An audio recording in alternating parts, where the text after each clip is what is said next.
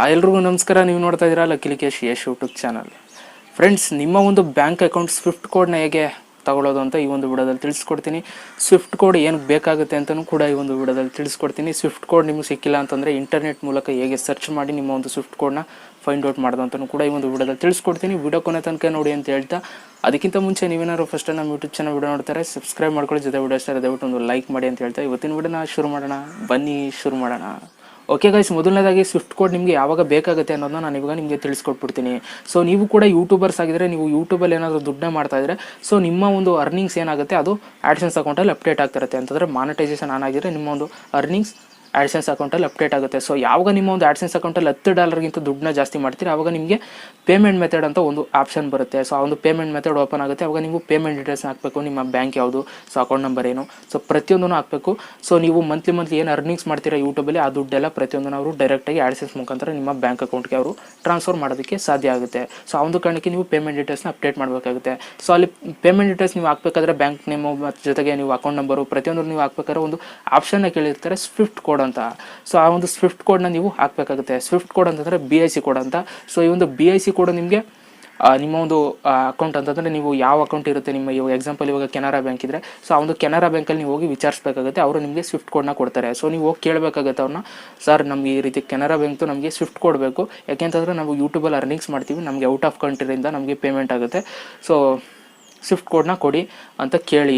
So ಅವಾಗ ಅವ್ರು ಏನಂತಾರೆ, ಸೊ ಅಕಸ್ಮಾತ್ ಏನಾರು ಅವರು ಎಲ್ಲಿಂದ ಬರುತ್ತೆ ಅದು ಇದು ಅಂತ ಅಕಸ್ಮಾತ್ ಏನಾರು ಕೇಳಿದ್ರೆ US ಇಂದ ನಮಗೆ ಪೇಮೆಂಟ್ ಆಗುತ್ತೆ ಅಂತ ಹೇಳಿ, ಸೊ ಅವಾಗ ಅವರು ಸ್ವಿಫ್ಟ್ ಕೋಡ್ನ ಅವರು ಬ್ರಾಂಚ್ ಅಂತಂದರೆ ಹೆಡ್ ಆಫೀಸ್ ಇರುತ್ತೆ ಅಲ್ಲಿಗೆ ಫೋನ್ ಮಾಡಿ ತಿಳ್ಕೊಂಡು ನಿಮಗೆ ಸ್ವಿಫ್ಟ್ ಕೋಡ್ನ ಕೊಡ್ತಾರೆ. ಅಂತಂದರೆ ಏನಂತಂದರೆ ಇಲ್ಲಿ ಒಂದೊಂದು ಬ್ರಾಂಚ್ಗೆ ಒಂದೊಂದು ಸ್ವಿಫ್ಟ್ ಕೋಡ್ ಇರೋದಿಲ್ಲ, ಒಂದು ಹೆಡ್ ಆಫೀಸ್ ಅಂತ ಇರುತ್ತಲ್ಲ, ಸೊ ಆ ಒಂದು ಹೆಡ್ ಆಫೀಸ್ಗೆ ಅವರು ಫೋನ್ ಮಾಡಿ ತಿಳ್ಕೊಂಡು ನಿಮಗೆ ಸ್ವಿಫ್ಟ್ ಕೋಡ್ನ ಕೊಡೋದಕ್ಕೆ ಸಾಧ್ಯ. ಆ ಒಂದು ಕಾರಣಕ್ಕೆ ಅವರು ಫೋನ್ ಮಾಡಿ ಕೊಡ್ತಾರೆ. ಸ್ವಲ್ಪ ವೆಯ್ಟ್ ಮಾಡಿ, ಕುರ್ಚಿಲಿ ಕೂತಿರಿ ಓಕೆನಾ.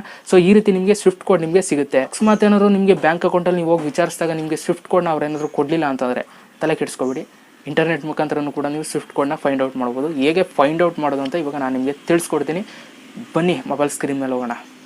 ಓಕೆ ಗೈಸ್, ಮೊದಲು ನೀವು ಗೂಗಲಲ್ಲಿ ಸರ್ಚ್ ಮಾಡಬೇಕಾಗುತ್ತೆ ಸ್ವಿಫ್ಟ್ ಕೋಡ್ ಫೈಂಡರ್ ಅಂತ.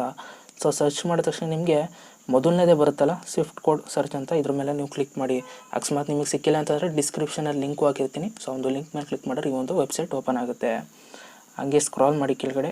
ಸೊ ಇಲ್ಲಿ ನೀವು ನೋಡ್ಬೋದು, ಇಲ್ಲಿ ಟ್ಯಾಬ್ಗಳಿದೆಯಲ್ಲ, ಸೊ ಮೊದಲನೇ ಟ್ಯಾಬ್ ಮೇಲೆ ಕ್ಲಿಕ್ ಮಾಡಿ ನೀವು ಕಂಟ್ರಿನ ಸೆಲೆಕ್ಟ್ ಮಾಡ್ಕೊಳ್ಳಿ. ಓಕೆ, ಇಂಡಿಯಾ ಸೆಲೆಕ್ಟ್ ಮಾಡಿದೆ. ಸೊ ನೆಕ್ಸ್ಟು ಬ್ಯಾಂಕ್ನ ಸೆಲೆಕ್ಟ್ ಮಾಡಬೇಕಾಗುತ್ತೆ ನೀವು, ಯಾವ ಬ್ಯಾಂಕು ಅಂತ. ಸೊ ನಂದು Canara bank. So Canara bank select ಮಾಡ್ಕೊಂಡೆ. ನೆಕ್ಸ್ಟು ನೀವು ಸಿಟಿನ ಸೆಲೆಕ್ಟ್ ಮಾಡ್ಕೋಬೇಕಾಗುತ್ತೆ. Where is Mysuru. Okay, Mysuru ಸಿಕ್ತು.